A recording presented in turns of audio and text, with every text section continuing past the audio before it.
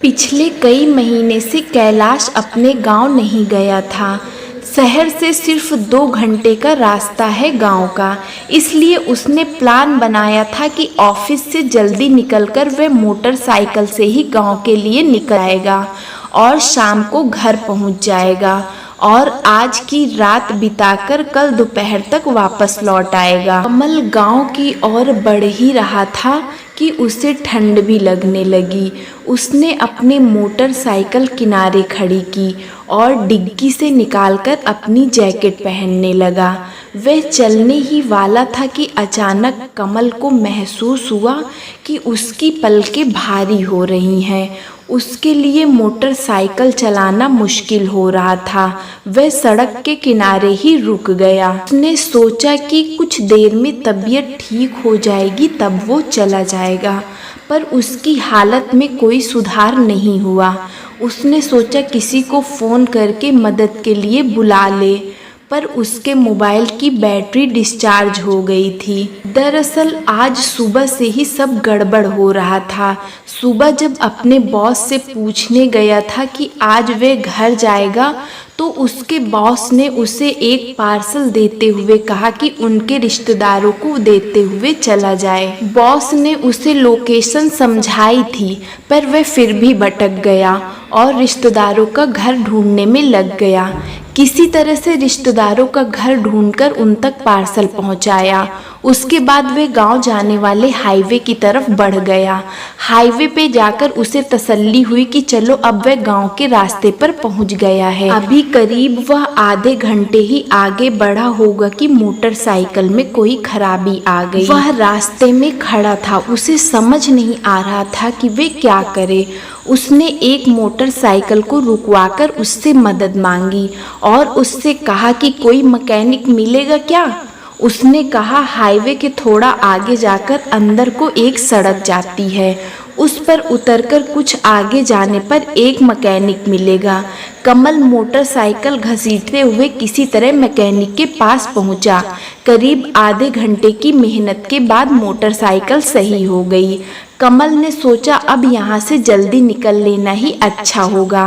काफ़ी अंधेरा हो चुका था, लेकिन जैसे ही उसने निकलने के लिए मोटरसाइकिल आगे बढ़ाई तो उसकी तबीयत फिर बिगड़ने लगी।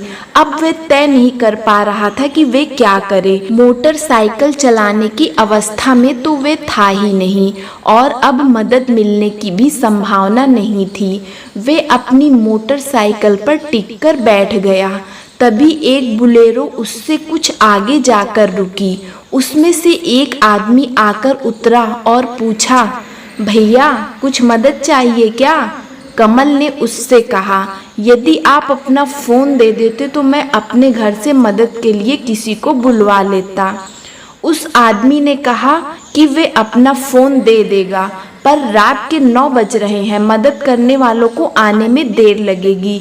उस आदमी ने अपना नाम वैभव बताया और कहा कि पास में ही मेरा फार्म हाउस है, तुम वहीं चलकर आराम कर लो और सुबह उठकर चले जाना।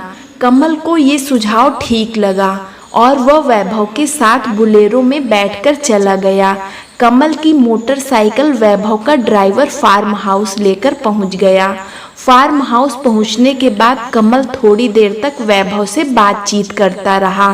फिर थोड़ी देर बाद वैभव के बताए हुए कमरे में जाकर सो गया। कमल की आंखें खुली तो उसने अपने इधर उधर देखा। वह एक अस्पताल में था और कमल का भाई विमल उसके सामने खड़ा था।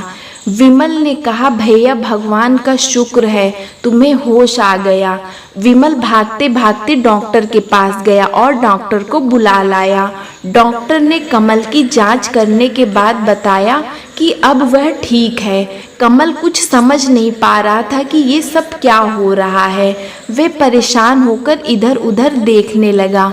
डॉक्टर के जाने के बाद कमल ने विमल से पूछा कि मुझे यहाँ अस्पताल कौन लेकर आया है। विमल ने कहा, भैया भगवान की बहुत दया थी जो आपने बेहोश होने से पहले मुझे फ़ोन करके एक्सीडेंट के बारे में बता दिया और मैं फ़ौरन अपने दोस्तों को लेकर पहुँच गया। बहुत मुश्किल से ही ये रात कटी है। कमल को यकीन यकीन नहीं हो रहा था कि ऐसे कैसे हो सकता है। उसके मोबाइल की बैटरी तो डिस्चार्ज थी, मैं तुम्हें फ़ोन कैसे करता। और कल रात को 9 बजे के बाद तो मैं उस भले आदमी के घर सोया था जिसने मेरी मदद की थी, फिर मैं यहाँ कैसे आ गया। विमल बोला, कैसी बातें करते हो भैया, हम आपको एक्सीडेंट वाली जगह से लाए हैं। ये देखो, जब तुमने कॉल किया था तब तुम्हारी कॉल भी दिखा रहा है। विमल ने अपना फ़ोन दिखाया। कॉल डिटेल के हिसाब से उसने 10 बजे रात को विमल के पास फ़ोन किया था, ठीक उसी समय जिस समय वे सोने गया था। विमल ने कहा, भैया आप परेशान मत हो, आप ये सब एक्सीडेंट की वजह से बोल रहे हो, मैं डॉक्टर के पास जाकर बात करता हूँ। इतना कहकर विमल डॉक्टर के पास चला गया। कमल ये सब समझ नहीं पा रहा था कि आखिर ये सब हुआ कैसे। उसने दिमाग में जोर डाला कि बीती रात में आखिर क्या हुआ था। उसने याद करने का बहुत प्रयास किया।